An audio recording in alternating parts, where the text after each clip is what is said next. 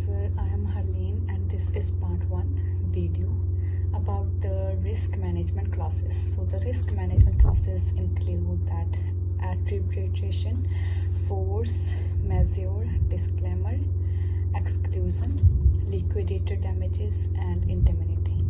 So I will begin by addressing the first question of why we should include risk management clauses and why it is beneficial. Risk management clauses are important to include in contracts as they help in mitigating any potential risks occurring from the contract. And they also provide guidelines on how both parties will tackle any unforeseen events, disputes, and liabilities. In case there are no risk management clauses, so the dispute can lead to business disruptions and costly legal battles. Inclusion of the risk management clause ensures there is a mutual understanding of each party's responsibility, which improves their relationship in the contract. So that's the first question, and now I'm going to proceed to the other question about why Vegetable Greenhouse Corporation would want a force majeure clause in the contract. So that force majeure clause is designed in such a way that when unforeseen event beyond control of both parties occurs, they are relieved from the contractual obligations. Some of the unforeseen events include global pandemics, natural disasters, or other disruptions beyond their control. The clause states that what force majeure and event constitute steps to be taken in occurrence of the event. Vegetable Greenhouse Corporation would benefit from force majeure when natural disasters, pandemics causing transportation issues occur. So if the pandemic delays delivery of the vegetables, the company will not be held liable, although they should provide notice to the grocery store incorporation of the disruption, and there will be no breach of the contract claims or penalties imposed on them. This is my viewpoint and this is what I read over there.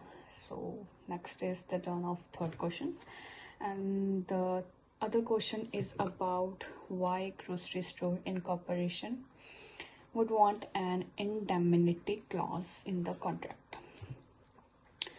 So the indemnity clause is where one party compensates the other party in case of the certain damages are incurred.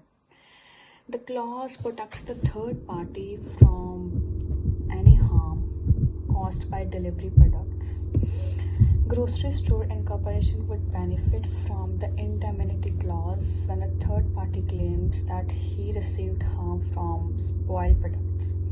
For example, if grocery store incorporation sells contaminated products to customers who fall ill, the indemnity clause requires Vegetable Greenhouse Corporation to cover any of the legal costs and compensate the damages to the customer affected by their vegetables.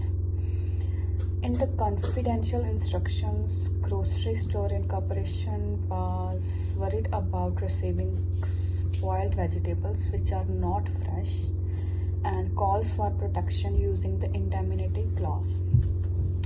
Therefore, the clause shifts any financial risk associated with effects of vegetables to the supplier, who is Vegetable Greenhouse Corporation in this case, as they are responsible in controlling and managing product quality. So the fourth and the final question is why both parties would want an arbitration clause in the contract. So the arbitration clause states that all disputes within the contract should be resolved through arbitration instead of court.